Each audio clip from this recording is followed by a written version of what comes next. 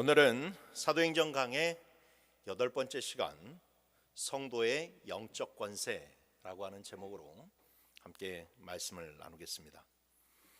우리는 지금 계속해서 날 때부터 걷지 못했던 사람이 성전 미문에서 사도들을 만나 걷게 된 사건의 이유를 살펴보고 있습니다. 그날 그 사건은 정말로 성전에 모인 모든 사람들에게 큰 충격을 안겨다 주었죠. 40년 동안 걷지 못했던 사람이 걷게 되는 그러한 사건을 보았으니 얼마나 놀라웠겠습니까? 그래서 그 장면은 정말로 하나님이 얼마나 위대하신 하나님인지를 모든 사람들에게 증거하는 사건이었고, 하나님이 여전히 살아서 역사하신다라는 것을 보여주는 사건이었어요. 그래서 가장 감격에 찼던 사람은 바로 고침을 받은 사람이었겠죠. 그래서 고침을 받았던 사람은 사도들에게 달려가 그들을 얼싸안고 그들에게 감사를 표했어요. 그들에게 감사를 표하자 모든 성전에 있었던 유대인들의 시선이 다 일제히 베드로와 요한에게 향하였습니다. 그리고 그들에게 모여들었어요. 모여드는 사람들을 보면서 베드로와 요한은 이때에 내가 더 주의 복음을 전해야 되겠다라고 하는 그런 마음을 품고 그 모여드는 사람들에게 예수 그리스도에 관한 설교를 하였습니다. 이날 이 베드로가 한 설교의 핵심은 예수 그리스도의 부활에 관한 것이었습니다. 성전에 모인 그 대부분의 사람들은 얼마 전까지 예수님을 욕하고 예수님을 비방하고 법정에서 예수님을 십자가에 못 박으라고 외쳤던 사람들입니다. 그리고 십자가에 달리신 예수님이 죽어가는 것을 똑똑히 보았던 사람들이에요. 예수님의 옆구리에 창이 찔리고 그곳에서 물과 피가 다 쏟아져 예수님이 숨을 거두시는 장면들을 다 목격했던 증인들이었습니다. 그런데 베드로와 요한이 그들에게 이야기하기를, 너희들이 죽이고 너희들 눈앞에서 죽었던 그 예수 그리스도가 부활을 하셨다, 다시 살아나셨다. 우리가 그것을 보았고 우리가 그분을 만났고, 그리고 다른 누구가 아닌 바로 그 부활의 능력을 가지고 계신 예수 그리스도께서 이 사람을 살리시고 이 사람을 고치셨다라고 증언했다라는 것이죠.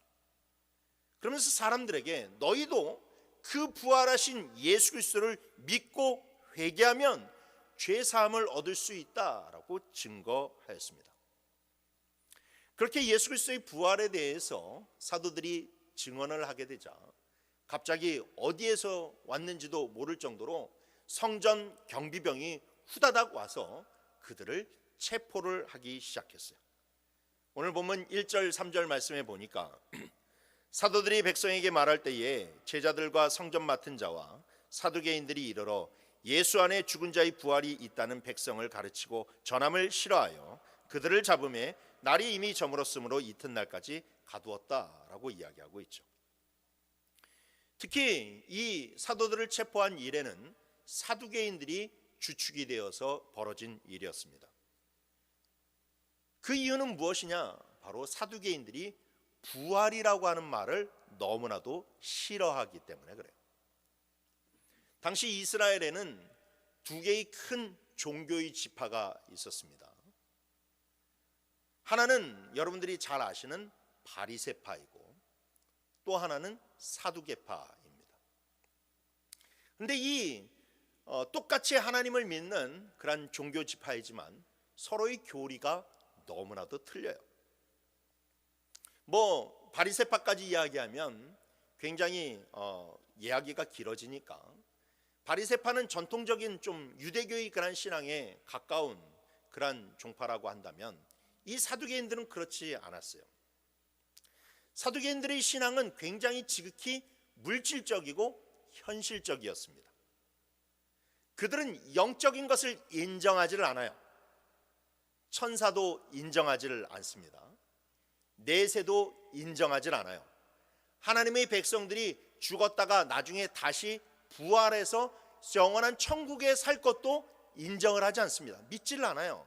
천국이 없습니다. 그냥 그들은 하나님을, 이 땅에 태어나서 하나님을 그냥 이 땅 가운데서 믿고 살다가 죽어가는 것으로 해석을 합니다. 그러다 보니 성경에 나와 있는 하나님이 말하는 모든 복들을 다 현실적인 것으로 바꿔서 해석을 하게 되는 거예요. 하나님이 복을 주신다?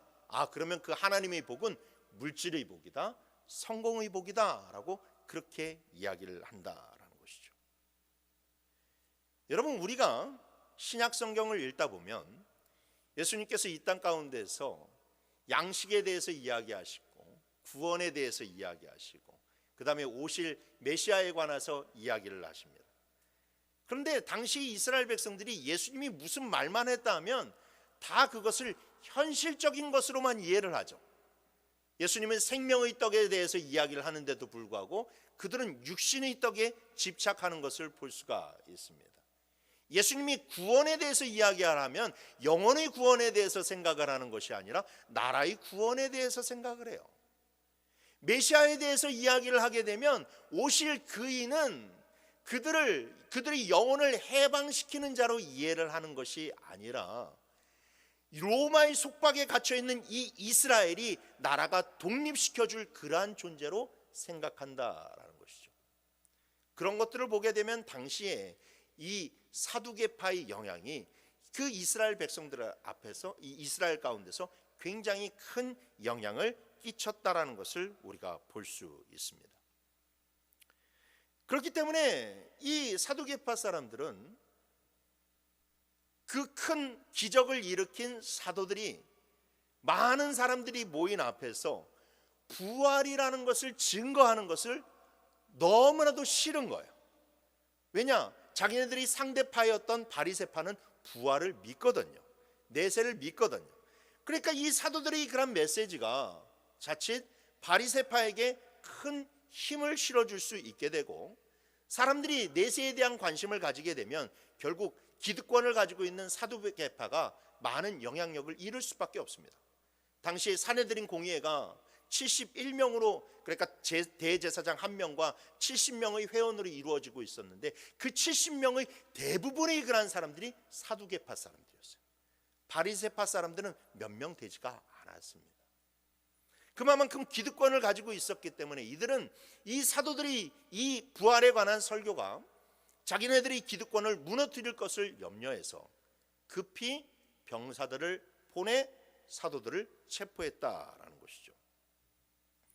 이 1절 말씀을 시작할 때 사도들이 백성에게 말할 때에 라고 있는 것을 볼 수가 있어요.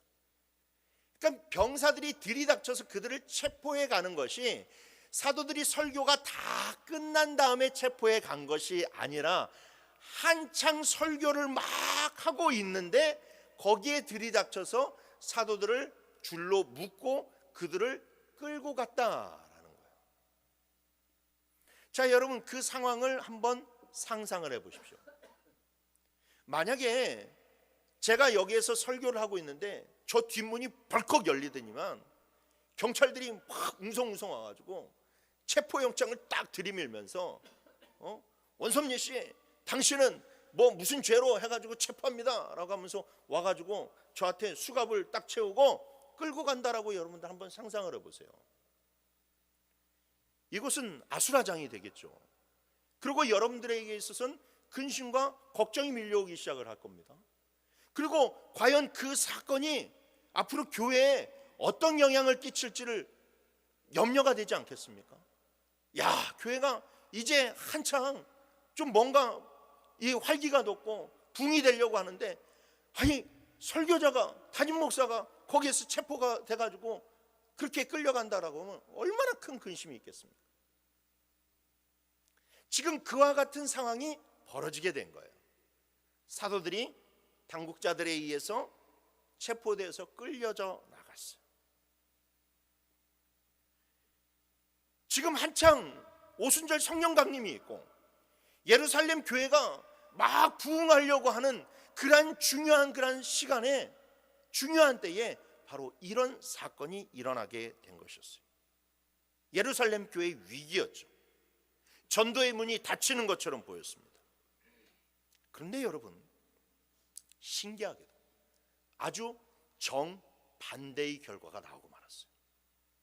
우려했던 그런 일들이 벌어지는 것이 아니라 오히려 이 사건으로 인하여서 사도들은 체포되어져서 갔지만 그 체포되고 난 이후에 예루살렘 교회가 부흥하고 복음에 대한 사람들의 관심은 더 커져만 갔다라는 거예요. 무려 5천 명에 달하는 그런 사람들이 회심하고 돌아왔다라는 것이죠.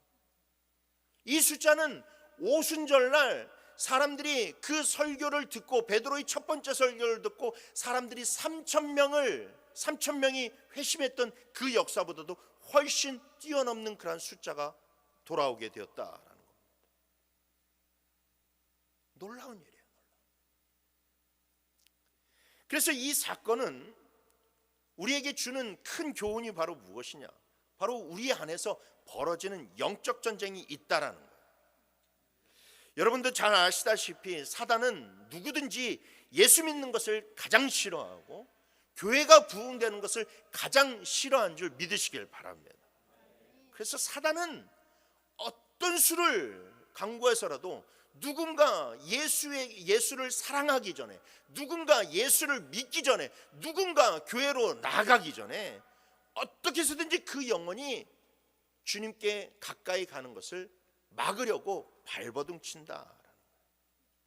그래서 주변에 가까운 사람들을 충동질시켜서 그 사람이 교회에 나가지 못하도록 하고, 예수를 잘 믿는 사람도 그 사람을 핍박하고 욕해서 예수의 관심을 갖지 못하도록 만든다라는 거예요.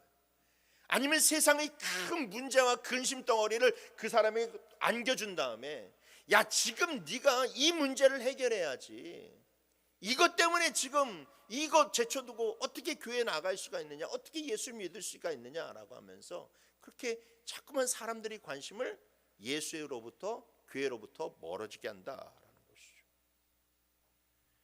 그러나 여러분, 그게 다 그 배후에는 사단이 있다는 것을 우리는 알아야만 됩니다.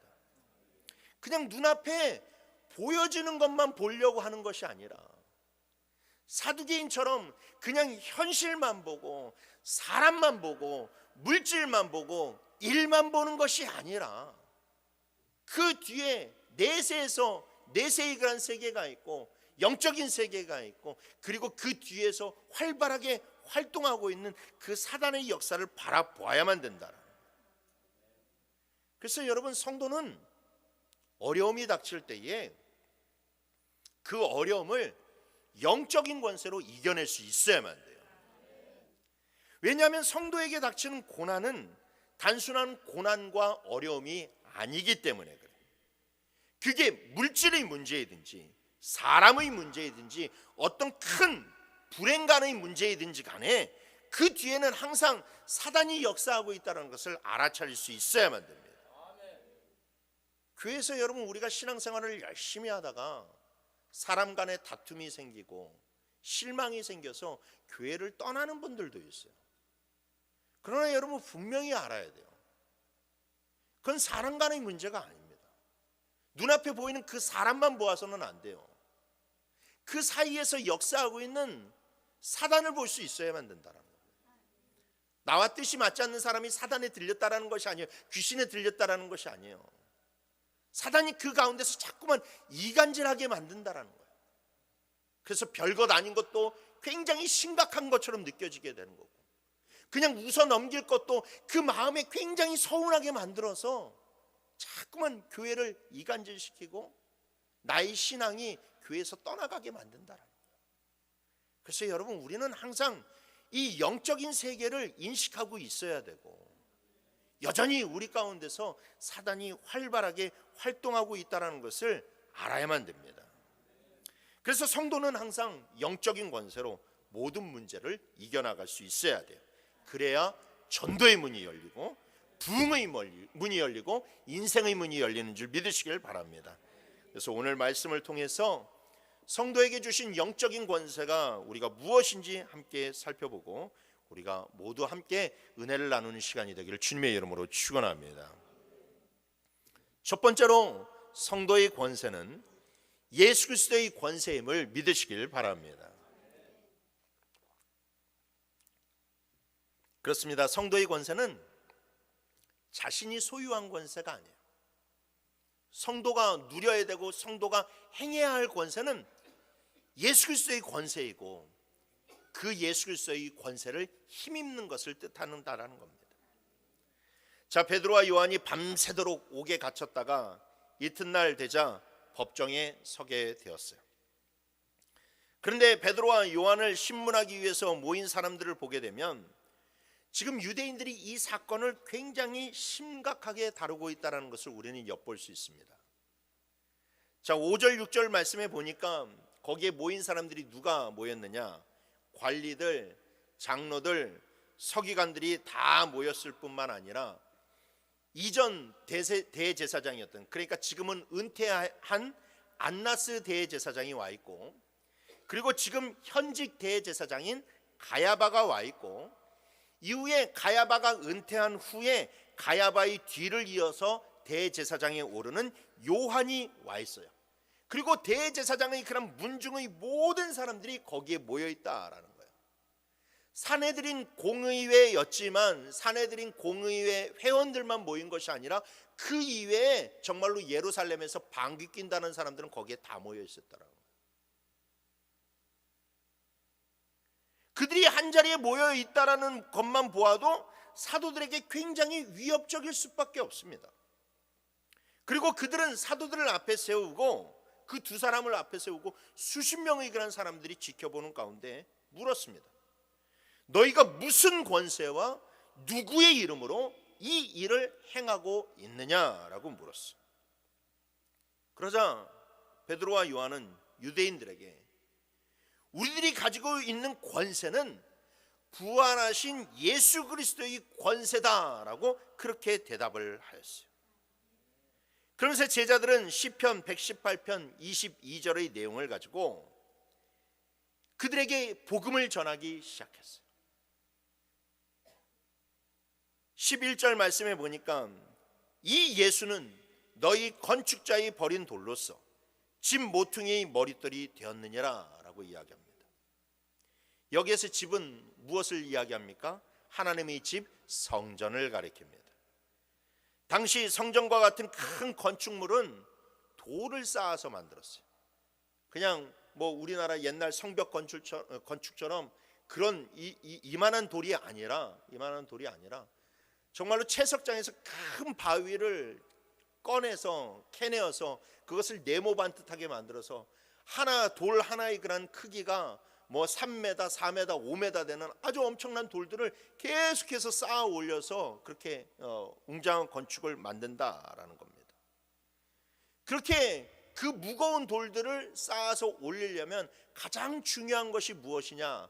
모퉁이 돌과 기초석이 굉장히 중요하다라는 거예요.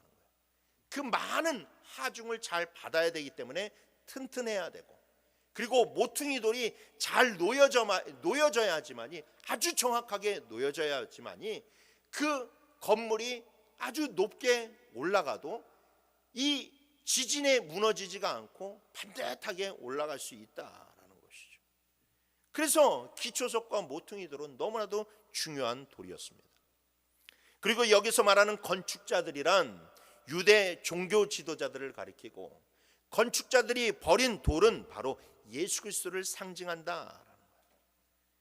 즉 사도들은 너희들이 배척하고 못 박아 죽인 그 예수 그리스도가 다시 살아나셨고, 그리고 우리는 그 예수 그리스도의 권세에 힘입어서 이 일을 하고 있다라고 그들에게 복음을 증거했다라는 겁니다.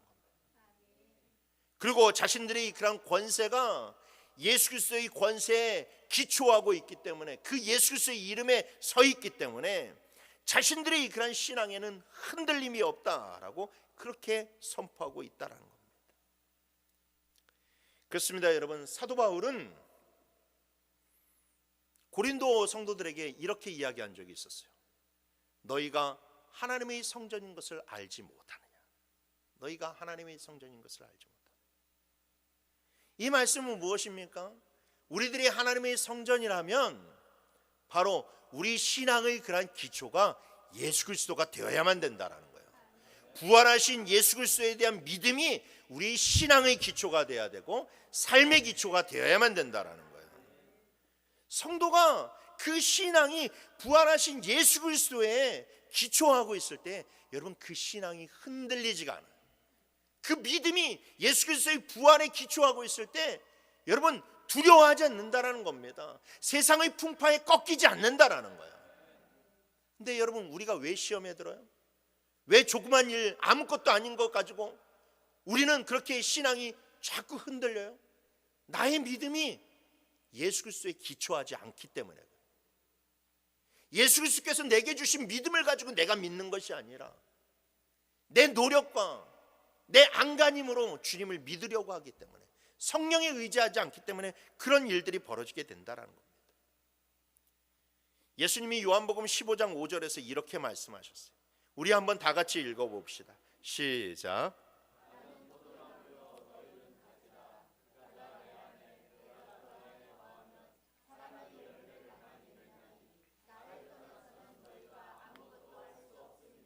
아멘. 나를 떠나서는 너희가 아무것도 할 수 없다라고 이야기하죠.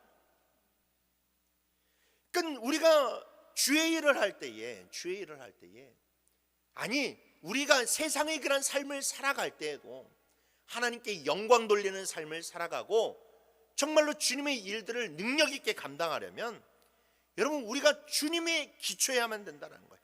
예수 그리스도의 그런 권세에 의지하면서 살아가야 된다라는 겁니다. 이 기초석을 잃어버리면 주님이 우리의 모퉁이 돌이 되지 아니하면 우리의 삶도 신앙도 함께 무너져버리고 만다라는 거예요. 사단이 조금만 흔들면 와르르 무너질 수밖에 없다라는 거예요. 그래서 성도가 삶을 안전하고 든든하게 세워가려면 반드시 예수 그리스도를 삶의 기반이요 기초석으로 삼아야 하나요? 아멘. 그렇다면 예수 그리스도를 나의 삶의 기초로 삼는다는 것은 무엇을 의미합니까? 그것은 다름 아닌 나의 삶의 전반, 그러니까 나의 인생을 하나님의 말씀의 권세 아래에 두는 거예요.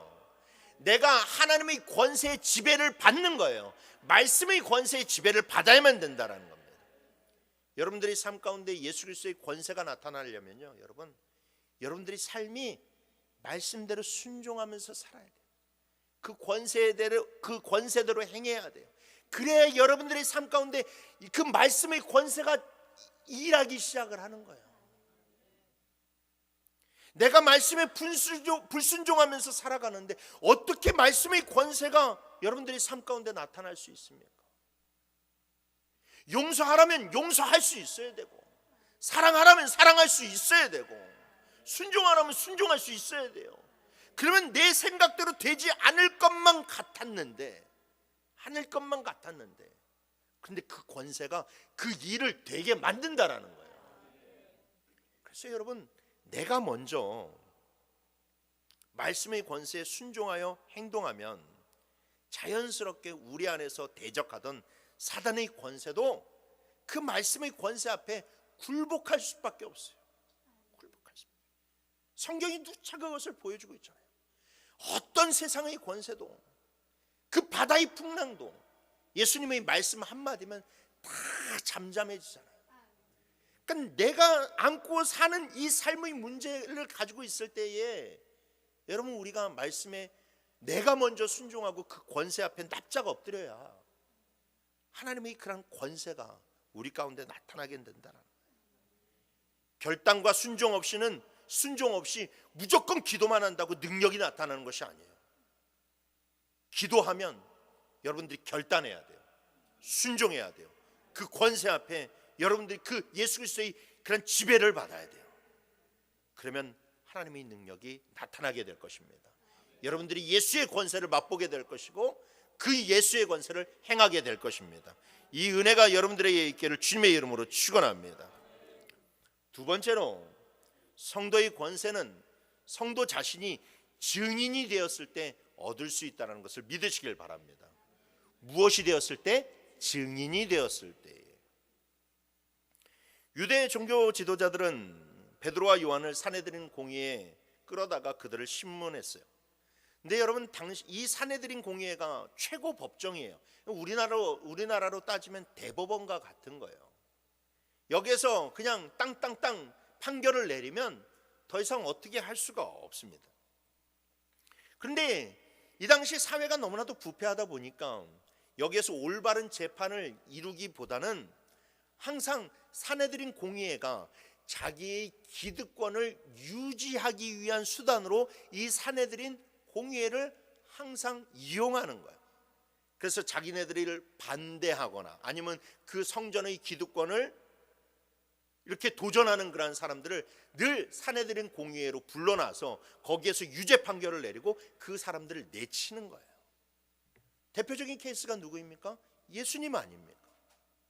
예수님이 하시는 말씀 하나하나마다 다 그들이 찔림을 받고, 야, 저 예수라는 사람을 가만히 두었다가는 우리 이 성전의 그런 모든 제도 자체가 끝나버리겠구나라고 생각하니까 예수님을 불러다가 없는 죄도 뒤집어 씌우고 유죄라고 판결하고, 그래서 십자가에 내어주지 않았습니까? 그래서 누구든지 사내들인 공의에 소환되기만 하면 주눅이 들을 수밖에 없어요. 그래서 납작 엎드릴 수밖에 없었어요. 그런데 이날 베드로와 요한은 달랐습니다. 사내들인 공의회가 그 어떤 때보다도 더 큰 규모로 모여 있고 공의회 회원이 아닌 사람들까지 거기에 모여 있었음에도 불구하고 이 두 사람이었던 베드로와 요한은 그들 앞에서 굴하지 않았어요. 오히려 거침없이 이전에 그들이 죄 없으신 예수 그리스도를 죽인 사람들이라고 그들의 죄를 지적했고, 그리고 그들 앞에서 담대하게 복음을 전파하였습니다. 사도들이 그 당당함에 이 공의회 사람들은 당황한 기색이 역력했어요. 그래서 반박할 말을 찾지 못한 채로 공의회 회원들은 베드로와 요한을 잠깐 법정에서 나가 있으라고 한 후에 자기네들이 계속해서 회의를 했습니다. 어떻게 하면 이 사람들이 입을 닫을 수 있을까? 어떻게 하면 이 사람들에게 유죄 판결을 내릴 수 있을까? 어떻게 하면 이 사람들을 정말로 죽일 수 있을까? 그렇게 의논을 했다라는 거예요. 하지만 그들은 이 사람에게 어떻게 할 방도를 찾지 못했어요. 왜 그랬을까요? 그들에게는 확실한 증거가 있었고 증인이 있었기 때문에 그래요. 자, 여기에 이 베드로와 요한만 불려온 것이 아니라 거기에 누가 불려왔어요? 안진뱅이였던 사람이 불려왔어요. 치유함을 받았던 사람이 불려왔어요. 그리고 이 사내들인 공의회 사람이 그들에게 묻습니다. 증인을 불러다가, 야, 너 이 사람들이 진짜 너를 낫게 했느냐? 이 사람들이 말한 것처럼 정말로 예수 그리스도의 능력이 너를 낫게 했느냐라고 그 사람에게 증언을 했어요. 당연히 사내들인 공의회 사람들은 이 사람이 위증할 것이라고 생각을 했죠. 그런데 이 사람이 위증을 하지 않는 거예요. 자기 쪽 증인인 줄 알았는데 그렇게 하지 않는 겁니다. 그 사람의 입에서 나오는 말이, 그렇습니다, 이 사람들이 나를 일으켰습니다. 그리고 예수 그리스도의 그 능력이 나를 못 걷게 하던 나를 걷게 만들었습니다 라고 그 앞에서 증거를 한 거예요.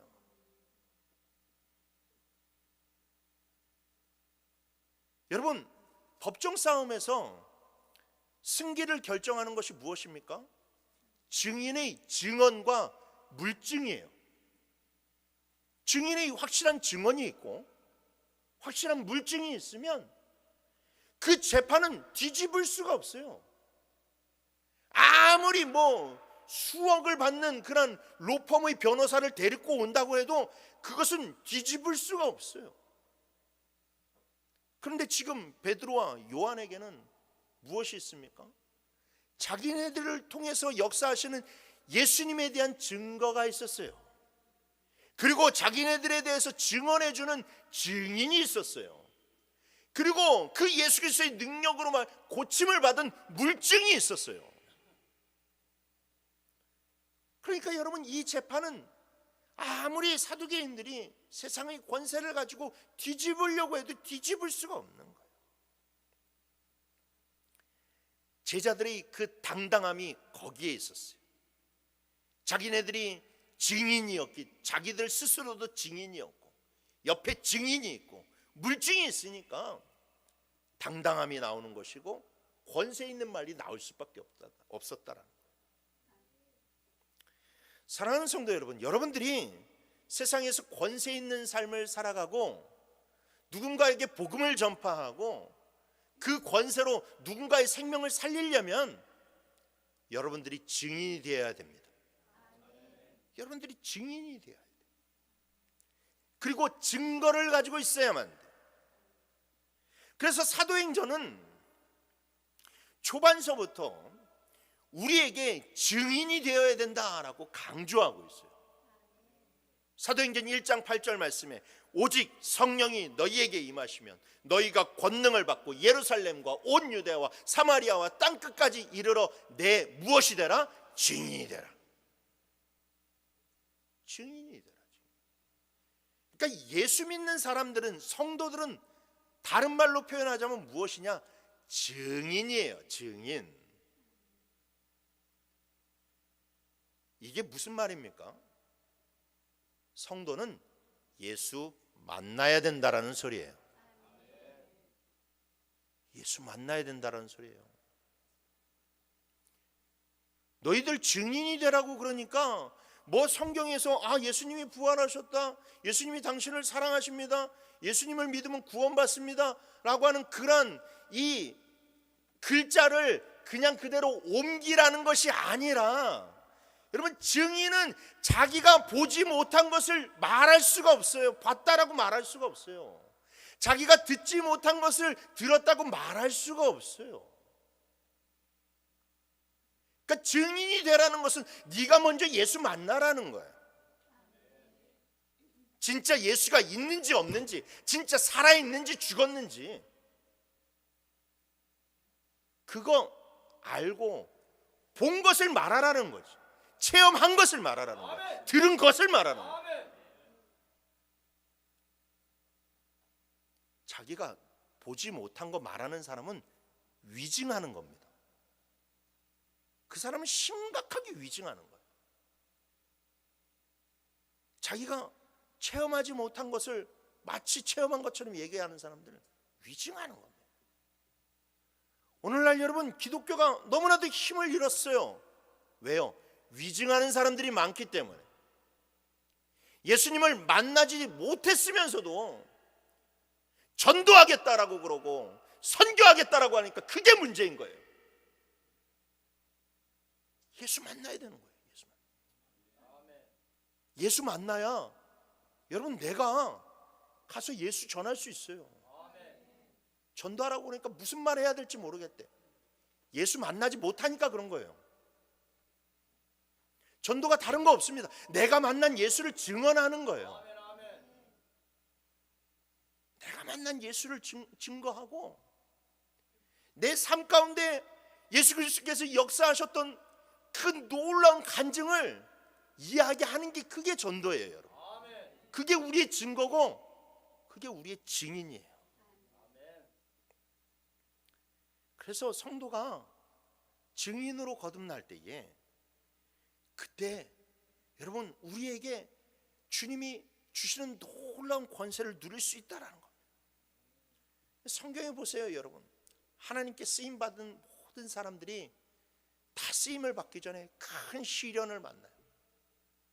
모세는 40년 동안 광야에서 시련을 만나고, 다윗은 사울에게 10년 동안 쫓기면서 또 광야에서 시련을 겪어요. 요나는 니느웨에 가기 전에 죽었다가 살아나는 그런 경험을 갖게 됩니다. 사도 바울은 쓰임을 받기 전에 눈의 시력이 완전히 장님이 되었다가 다시 눈을 뜨게 되는 그런 일들을 경험하게 돼요. 하나님이 그들을 증인으로 만들기 위함이에요. 그들을 만나주시고 그들에게 확실한 증인과 증거로 맡겨주셔서 그래서 그들은 그 일들을 할 수 있었다는 거예요. 그래서 여러분, 성도가 권세를 누리려면요, 여러분, 위기 때 어떻게 하는 게 정말 중요합니다. 고난이 닥쳐올 때 어떻게 하는 게 정말 중요합니다. 그냥 그 성도에게 위기가 닥칠 때는요, 여러분, 우리는 그 위기 속에서 하나님을 붙들고 승리할 수 있어야만 돼요. 그래야 여러분, 살아계신 주님을 만나고 그 일을 통해서 내가 권세를 누리게 되는 거예요. 그냥 위기를 넘기는 것에 여러분 만족할 것이 아니라 하나님이 내게 주실 고난을 주시는 이유, 내게 위기를 주시는 이유는 살아계신 주님을 그 기회를 통해서 만나서 정말로 내가 확실한 증인이 되고 내게 확실한 간증거리를 가지고 사람들 앞에 나아가서 그 권세로 전도하고 그 예수 그리스도의 이름을 확실하게 증거하는 그러한 일들을 하도록 하기 위해서 하나님께서 은혜를 주시는 거라는 거예요. 그래서 능력 있는 크리스천들에게는요, 늘 풍성한 증거가 있어요. 하나님에 대해서 말하라고 하면 자기 그런 삶 가운데서 역사하시는 하나님에 대해서 얼마나 말을 열심히 하는지 모릅니다. 살아남은 증거, 기도 응답의 증거, 하나님께서 부어주신 은혜의 증거들이 있어요. 전 여러분들 모두에게도 그런 은혜의 증거들이 있기를 바랍니다. 그러니 여러분, 위기가 닥쳐올 때 정말 죽으면 죽으리라고 하는 신앙의 각오를 가지고 하나님께 매달리시길 바랍니다. 주님의 말씀 붙잡고 기도하고 부르짖어서 주님을 만나고 그 역사를 체험하시길 바랍니다. 그래서 모든 사람들 앞에 나아가서도 당당한 그런 하나님의 증인으로 살아가시길 주님의 이름으로 축원합니다. 마지막 세 번째로, 성도는 하나님을 두려워할 때에 세상 앞에서 담대할 수 있음을 믿으시길 바랍니다. 자, 사도들을 처리할 명분을 얻지 못한 사내들인 공예는 할 수 없이 그들을 풀어줄 수밖에 없었어요. 하지만 그들은 사도들을 풀어줄 때 그냥 풀어준 것이 아니라 협박을 하고 풀어줬습니다. 18절 말씀에 볼 수 있듯이 너희들 두 번 또다시 이런 예수 그리스도의 부활에 대해서 이야기하면 너희들을 가만히 두지 않을 것이다 라고 그렇게 협박했어요. 이 협박은 그냥 또다시 사내들은 공의에 잡아들이겠다라는 것이 아니에요. 이 협박은 어찌 보면 너희들 쥐도 새도 모르는 사이에 죽을 수 있어 라고 하는 그러한 협박에 가까운 것이었습니다. 그런데 그러면 어쨌든 모든 것들이 좋게 끝났으니까, 이 풀어나게 되었으니까 사도들이 알겠어요 그러면서 빨리 그 법정을 나오면 되는데, 여러분, 베드로와 요한도 뒤끝이 있었어요. 그들이 뭐라고 이야기합니까? 19절 말씀에 베드로와 요한이 대답하여 이르되 하나님 앞에서 너희의 말을 듣는 것이 하나님의 말씀을 듣는 것보다 옳은가 판단하라 라고 그렇게 이야기를 했다라는 거예요. 베드로와 요한은 사내들인 공예의 그런 회유와 협박을 단칼에 거절하게 되는데, 그 이유가 바로 무엇이냐? 자신들이 하나님 앞에 서 있다라는 것을 알았기 때문에. 내가 하나님 앞에 서 있다. 하나님 앞에서라는 말은 하나님께서 그들을 지켜보고 계시다라는 거예요.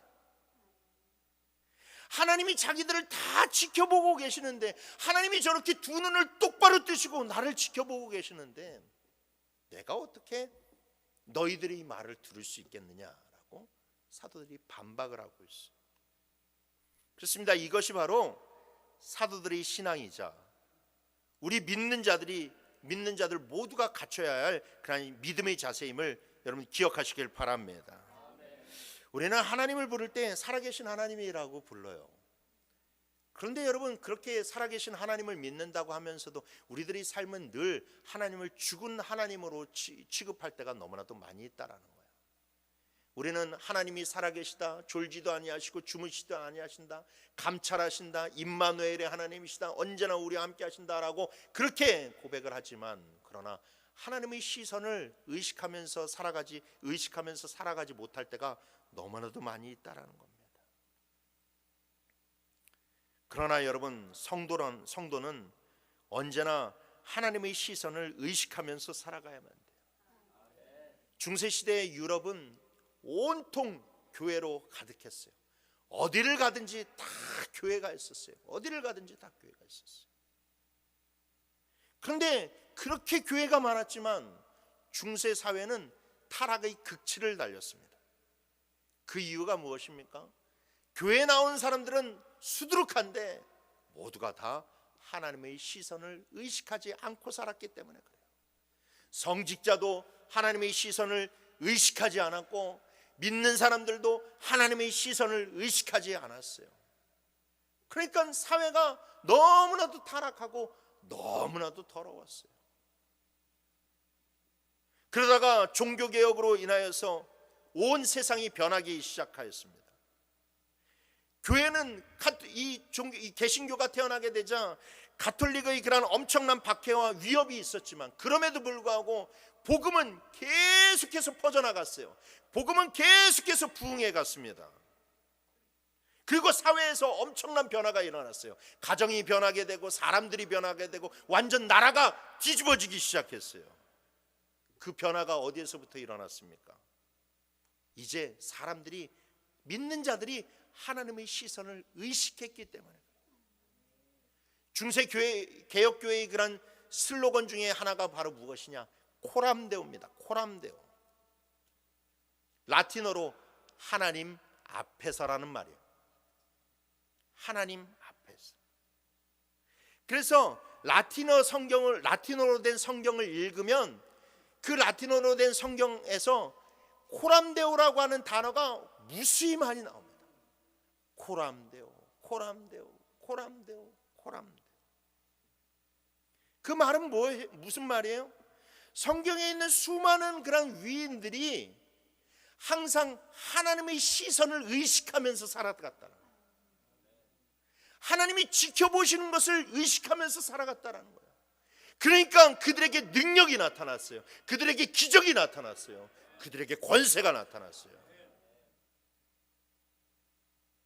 하나님의 시선을 의식하자 삶이 변하고 인생이 변하고 집안이 변하고 교회가 변하고 나라가 변하게 되었다는 거예요. 그래서 여러분, 우리도 이 코람데오의 신앙을 가지고 살아가야만 됩니다. 코람데오의 신앙이란 사람보다, 세상보다 하나님을 더 두려워할 줄 아는 신앙이에요.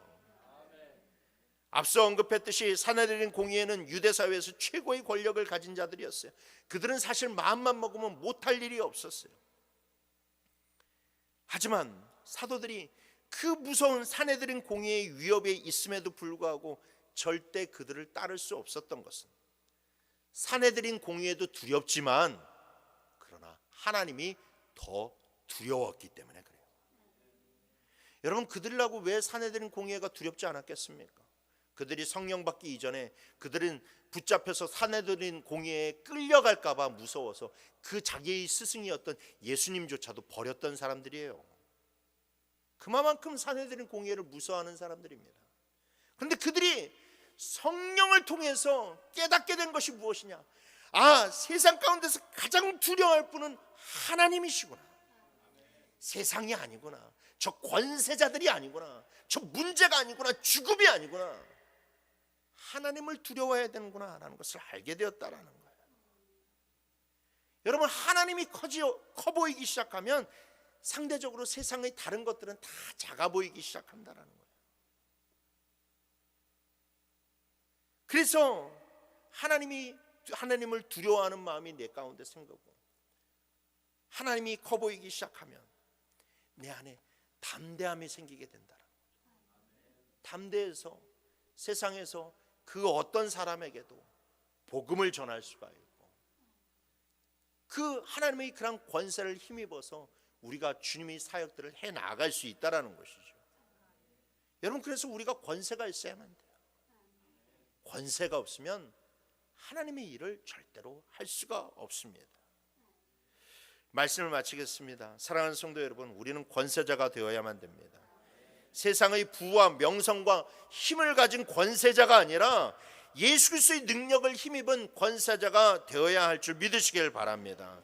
우리는 그 능력을 가지고 우리 삶 속에서, 가정 속에서, 교회 속에서 사단의 권세를 깨트리고 하나님이 우리에게 맡겨주신 복과 은혜를 흘려보낼 사명과 책임이 있다는 것을 늘 기억하십시오. 그러니 여러분, 우리가 예수 그리스도의 권세를 힘있기를 원합니다. 내가 살아계신 주님을 만나서 증인이 되기를 원합니다. 또한 그 어떤 것보다도 하나님을 두려워하는 사람이 됩시다. 그래서 나에게 맡겨주신 그 영적인 권세를 가지고 여러분들이 삶도 바꿔나가시고, 가정도 바꿔나가시고, 교회도 바꿔나가시고, 그리고 이 광야한 지역을 완전히 주님의 나라로 바꿔나갈 수 있는 우리 모두가 되기를 주님의 이름으로 축원합니다.